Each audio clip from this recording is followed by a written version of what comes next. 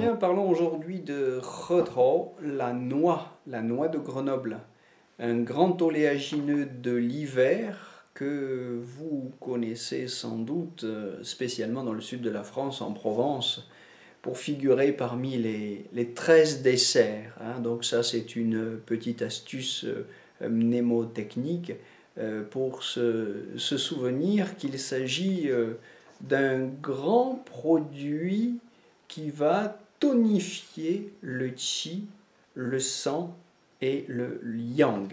Voilà, un grand produit, un grand oléagineux utilisé tout au long du Moyen Âge, de saveur douce et de nature tiède, qui consolide le qi des reins et le jing, l'énergie quintessentielle.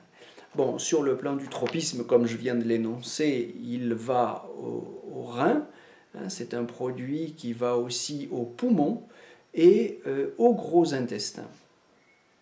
Alors, rapidement, ces indications, c'est un anti-asthmatique, par vide de qi ou du sang. Elle tonifie, la noix tonifie le poumon, va permettre de lutter contre la toux, et elle le fait en tonifiant le rein qui a pour fonction, vous le savez, vous vous en souvenez peut-être, de réceptionner l'énergie du poumon. Dans cette optique, on l'associera volontiers au ginseng et à d'autres produits tonifiant le qi. Évidemment, en tant que produit yang, de nature tiède, donc avec une action échauffante, on ne la conseillera pas pour tous les asthmes de type vide de yin ou tan chaleur. Sa deuxième action, c'est une action laxative. La noix humidifie les intestins, donc pour les constipations de type vide de qi, vide de sang, vide de liquides organiques.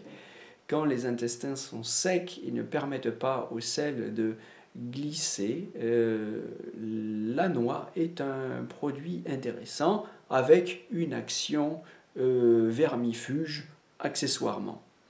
Sa troisième indication, c'est une indication pour les problèmes sexuels et urinaires. C'est un tonique sexuel et urinaire, là encore par vide de qi et de yang, donc quand le patient se plaint de frilosité, pour les problèmes d'impuissance, de spermatorrhée, donc accompagné, puisqu'on parle de vide des reins, accompagné de douleurs lombaires, faiblesse des membres inférieurs, et tous les signes, notamment au niveau de la langue et du pouls, qui marquent ce vide de qi ou de yang des reins.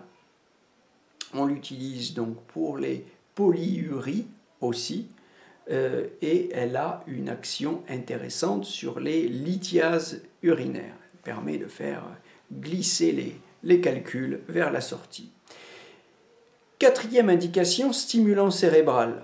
Vous avez certainement entendu parler de la théorie des signatures, c'est-à-dire de cette théorie selon laquelle des formes similaires dans la nature ont des actions mutuelles, résonnent, agissent en résonance. Eh bien, c'est ce qui a probablement soufflé aux médecins l'idée d'observer les effets des cerneaux de noix sur le cerveau, puisque vous voyez qu'un cerneau de noix a la forme des circonvolutions du cerveau. Donc on a pu effectivement observer et confirmer que pour les problèmes de fatigue cérébrale, donc les problèmes de lenteur, de difficulté à raisonner, de mauvaise mémoire, pour tous les problèmes liés au cerveau par vide de jing, des reins, eh bien, la noix est un produit intéressant. Alors, je remarque au passage qu'elle a une originalité. Cette noix, c'est que c'est un tonifiant du yang, que les produits tonifiants, le yang, sont généralement asséchants. Mais la noix est une merveilleuse exception à cette règle, puisque c'est un oléagineux, donc il est facile de comprendre et de retenir, de mémoriser qu'elle elle a un effet, une action humidifiante sur le gros intestin, et donc cet effet laxatif que j'évoquais tout à l'heure. Donc elle est idéale pour les vides de qi, de sang et de yang, quand ces vides se combinent, parce qu'elle ne va pas assécher en réchauffant. On peut faire remarquer au passage que c'est un bon réparateur pour la peau et les cheveux. Donc on l'utilise parfois à cet effet. Bon, c'est un effet cosmétique, pas proprement médical, mais c'est tout de même intéressant. Les Chinois en consomment par exemple pour noircir les cheveux, et j'en aurais peut-être un petit peu besoin pour ma barbe. D'une manière générale, on en consomme 3 à 5 noix par jour, ou un petit peu plus, peu, mais régulièrement. Peu, c'est toutefois un petit peu plus que ce que conseille par exemple Philippe Sionneau, parce que 9 à 15 grammes, comme il le suggère, c'est relativement peu. Beaucoup de manuels conseillent, pour un effet thérapeutique, de monter jusqu'à 30 grammes par jour. 30 grammes par jour. Voilà, faites bien attention de les consommer en coque et non déjà ouvertes comme on les trouve parfois conditionnées, parce que alors elles subissent l'effet de l'oxygène et donc s'oxydent, ce qui est relativement dommage. On consomme parfois la noix sous forme d'huile d'olive, première pression à froid bien sûr, et attention de ne pas la cuire, ce n'est pas une huile qui supporte de monter en température. Voilà, c'est un produit donc intéressant par cette originalité que je viens d'évoquer. Attention à ces contre-indications, c'est un aliment qui ne convient pas en cas de vide de yin avec chaleur vide.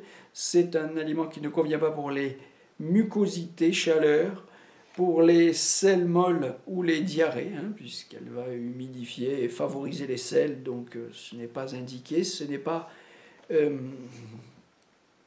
adéquat pour tous les problèmes de chaleur plénitude, et pour les saignements qui indiqueraient des syndromes de chaleur vide. Je pense aux épistaxis, aux saignements de nez, aux hémoptysies, c'est-à-dire à la présence de sang dans les glaires, par exemple, évacuées par les poumons. Attention si vous êtes sujet aux aftes, parce que c'est un aliment qui va échauffer et produire ou encourager les aftes. Attention si c'est votre cas pour les allergies, et spécialement pour les eczémas atopiques. Mais s'il n'y a ni chaleur vide ni chaleur plénitude, la noix est probablement un bon produit pour vous, spécialement au milieu de l'hiver, dans le but de tonifier l'énergie du rein et de consolider le jing.